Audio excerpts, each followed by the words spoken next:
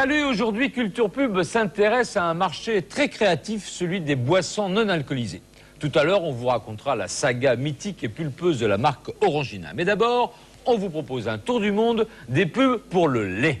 A priori, pas de quoi exciter les foules avec ce produit basique, présent dans toutes les cuisines du monde. Mais quand on y regarde de plus près, on s'aperçoit qu'on n'a pas du tout le même rapport au lait selon que l'on est texan, scandinave ou breton du Finistère Sud, comme Thomas Hervé.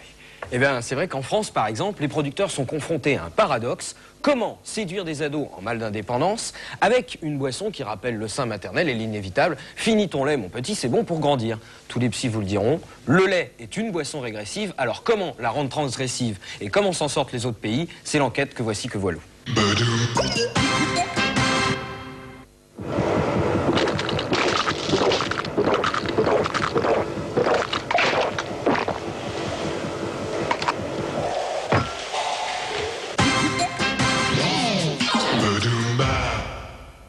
En France, on consomme de moins en moins de lait chaque année. 78 litres par personne et par an en 85 contre 73 litres en 96. Car comme nous le rappelle ce spot belge, buvez-vous du lait? Non. Boire du lait chez nous est une activité honteuse. Et vous? Non. Surtout quand on est un grand garçon. Vous non plus, j'imagine. Alors en France, on a bien essayé d'en faire une boisson festive. C'était la période gay. Avec son carnaval de Charlot, tout droit sorti de chez l'Alcazar, on a même tenté de lui rajouter des sirops, avec du kubrick de lait et des bébés à l'acide Vicious. Mais rien n'y faisait, le Moloko restait désespérément ringard. Et surtout, complètement enfantin. Alors, c'est quoi le problème ?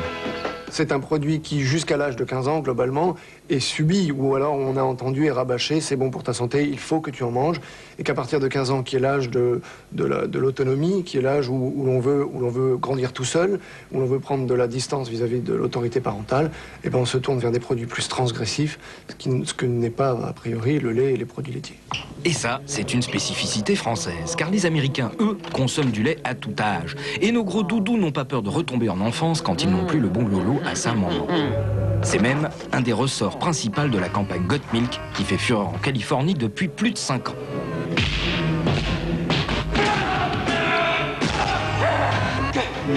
Le principe est simple, la vie sans lait est un véritable cauchemar. Daddy, who drank all the milk? Young lady, do you see the man in this courtroom? That's him. Et quand un papa s'imagine qu'il va passer en Cour suprême parce qu'il a liquidé la dernière bouteille familiale, ça ne le dérange pas plus que ça. Picture for kids. Picture for kids. En fait, c'est bien connu, en chaque Américain sommeille un enfant qui ne demande qu'à sortir. Therefore, rabbits.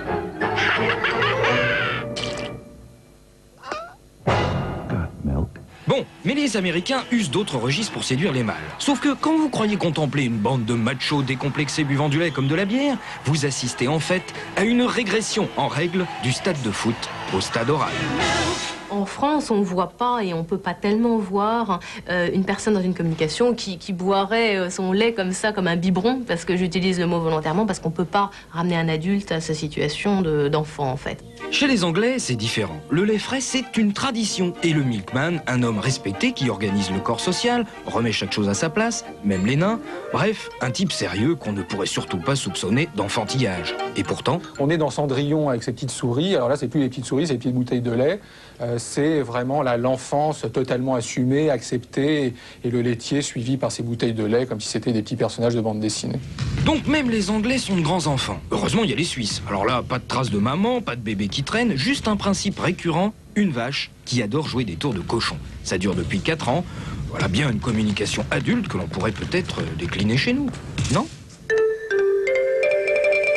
Alors le fait de montrer une vache, on ne le fait pas en France parce que ça nous rappelle là aussi l'origine du lait. Et donc ça nous ramène à cette culpabilité primitive du sein maternel et du plaisir qu'on a pu y prendre. Un plaisir sans limite. En tout cas, chez les Polonais, la vache à lait, ça marche. Cette campagne a littéralement fait exploser les ventes. Et n'allez pas me dire que les Polacs donnent aussi dans la régression parce qu'on va finir par croire que vous vous répétez.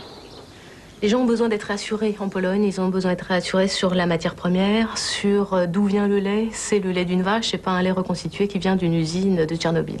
En fait, c'est en Finlande qu'on a définitivement résolu le problème de la culpabilité. Chez eux, le lait, c'est celui qui n'en boit pas.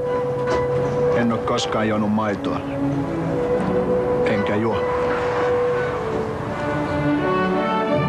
Alors, comment ça fonctionne? Le temps normal du raisonnement, c'est vous vous sentez coupable de boire du lait, vous n'avez pas raison, vous devriez en boire. On peut pas dire ça, on peut pas dire au type vous êtes coupable. D'accord? Donc on détourne la culpabilité sur un personnage haïssable et on dit voilà, le coupable c'est pas vous, c'est lui, c'est pas de votre faute.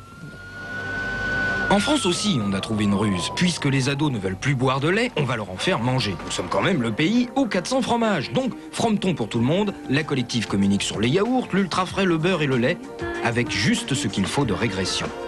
Finalement, tout le propre des produits laitiers, c'est de les ouvrir à l'éveil des sens, et qu'ils ont connu, qu'on a connu quand on était jeune, et que l'on retrouve avec ces communications où finalement il y a la rencontre entre un jeune homme et une jeune femme, où on est en groupe, où il y a de la chair quand même, où il y a du plaisir. Parce que je crois que finalement ce qu'on retrouve, ce qu'on a connu quand on était petit et ce qu'on retrouve avec nos films, c'est du plaisir. Mais tout ça, tout en le suggérant et en le faisant ressentir, et jamais en le disant. Les produits laitiers, des sensations pures. C'est vrai que le clacos à la terrasse d'un café comme sensation pure, ça se pose là.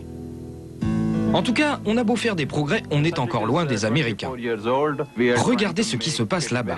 Quand, au nom de la science, on isole un gentil étudiant avec plein de céréales et pas une goutte de lait. Hey, this phone's empty there, you know? For the next 30 days. Oh, no, guys! I didn't sign on for this! Guys, I got tons of cereal! Okay, it's okay. I know you're in there! I want some milk! It's dry now. Fascinating. À se demander ce qu'ils mettent dans leur bouteille là-bas. Orangina, aujourd'hui leader de son marché, revient de loin. La petite bouteille a dû batailler ferme contre des concurrents comme Pchit ou Fanta et surtout pour devenir au fil des années la seule véritable alternative au leader Coca-Cola. Tout ça grâce aux créatifs qui se sont sérieusement agité la pulpe et aussi bien sûr aux grands réalisateurs qui ont tourné pour la marque. Aux très très grands réalisateurs. D'abord, il y a eu Jean-Jacques Hano qui a installé le concept du cul par-dessus tête. Vous savez, le fameux qui a fait décoller les ventes. Ensuite, Jean-Paul Goude a rajeuni le principe. Carlos Saura s'est chargé de latiniser la petite bouteille. Et puis, pour clore ce palmarès, s'il vous plaît, Alain Chabat a catapulté la marque au rang de soft drink préféré des ados. Pas étonnant qu'avec tous ces maestros, la saga d'Orangina soit une des plus secouées.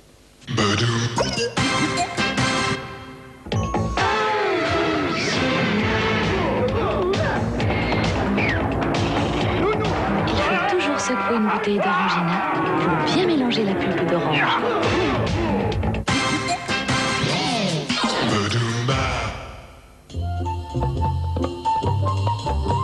Voici une histoire qui aurait pu commencer par Orangina, la boisson comme là-bas, dit. C'est en effet de l'autre côté de la Méditerranée que commence l'histoire d'Orangina. Jean-Claude Beton, propriétaire d'orangerie à Bouffaric, près d'Alger, exploite depuis un certain temps déjà une boisson désaltérante à base de pulpe d'orange. Seul défaut, l'épais dépôt au fond de la bouteille qui fait passer les garçons de café pour des Parkinsoniens. Lorsqu'il débarque à Marseille en 1953, bien décidé à conquérir le marché de la métropole, Jean-Claude Beton sait qu'il a déjà un atout en main. La petite bouteille de verre granuleux qui distingue Orangina de ses concurrents. Mais cela ne suffit pas. Il faut une identité visuelle encore plus forte pour l'affichage et c'est le graphiste Villemot qui va la concevoir avec le fameux et increvable zeste d'orange reconnaissable entre tous. À la fin des années 50, Orangina se taille déjà un joli succès à la terrasse des bistrots. Buvez Orangina. Dans les années 60, Orangina est bien installé dans les habitudes de consommation des Français. Orangina, mieux qu'un soda. Pourtant, Orangina est dans une position étrange. Ni vraiment un soda, ni vraiment un jus de fruits. Il lui faut donc tirer parti de sa singularité pour s'imposer. Pchit, citron. Surtout qu'au même moment, un sérieux concurrent rafle tout sur son passage. Coca-Cola, Coca-Cola, tout va bien mieux avec Coca-Cola. Face à Coca, Orangina se doit de trouver des idées nouvelles pour contrer l'impérialisme du goût ricain. Coca-Cola est délicieux et désaltère le mieux. La boisson aux oranges sort alors du café et s'attaque à la grande distribution avec une idée nouvelle, le pack de bouteilles individuelles.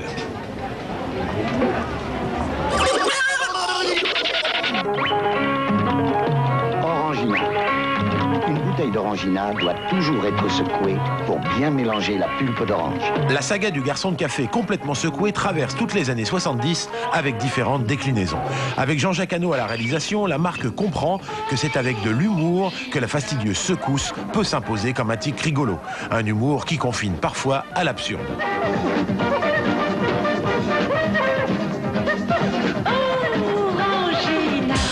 À l'aube des années 80, Orangina peut tirer un bilan positif de 30 années de communication. Sortie des cafés, la boisson s'est largement installée dans la consommation familiale et elle a une identité bien ancrée dans l'esprit du consommateur. Et pourtant, la marque a comme un petit coup de blues, car sa cible prioritaire, les adolescents, traîne un peu des pieds.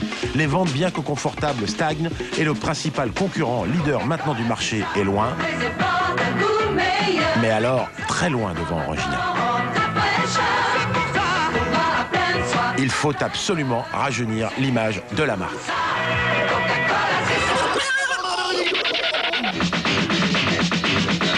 Après ses premières pubs très remarquées pour Lee Cooper, Jean-Paul Goude s'occupe du cas Orangina sur un tempo frénétique. Hélas, malgré tout le talent du réalisateur, côté courbe de vente, il ne se passe rien. Pas un frémissement, le calme plat. Le frémissement sera latin ou ne sera pas. C'est du côté sud qu'Orangina réorganise en effet sa communication à la fin des années 80. Pas très original pour une boisson fraîche, mais enfin, la marque joue habilement de ses codes comme le jaune et les ventes font mine de bouger. Alors...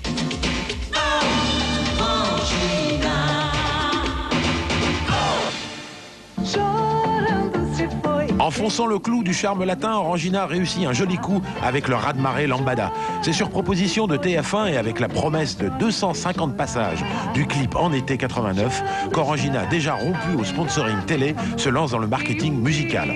On retrouvera la robe jaune avec la Soca Dance en 90, le Sega en 91 et la Salsita en 92. C'est plus une boisson, c'est une agence de voyage.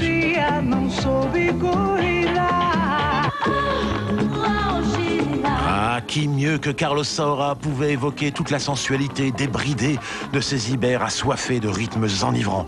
La latinité est toujours au rendez-vous, mais gare à l'usure. La mode est aux vitamines et Orangina s'y colle. Avec Orangina Plus, la marque récolte pourtant ce qu'on appelle un flop, ou elle fait un plongeon, si vous préférez. Après moultes hispaniolades qui n'ont pas vraiment dopé les ventes, Orangina revient avec Alain Chabat à la réalisation vers son axiome de base, secouer. C'est bien les enfants, mais on la refait là, moins crispé. Ce retour à l'humour et à l'autodérision entraîne dans les années qui suivent une réelle remontée des ventes. Qu'est-ce que tu disais là? Tais-toi, danse. Mais c'est surtout pour Orangina un véritable bain de jouvence, puisque les ados plébiscitent dans les sondages ce renouveau de l'image de marque. Il faut bien se... Ayant enfin réussi à rétablir la communication avec les moins de 18 ans, Orangina voit rouge et fonce droit sur sa cible favorite. Et ça marche. La violence complètement gratuite et parodique de ces spots décalés pour Orangina rouge fait décoller d'un coup les ventes du nouveau produit. Mais pourquoi est-il aussi méchant?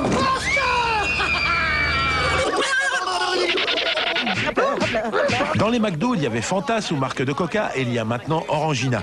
Grisée par ses récents succès, la marque entame un gentil flirt avec le géant américain. Maintenant, on trouve Orangina chez McDonald's. Oui.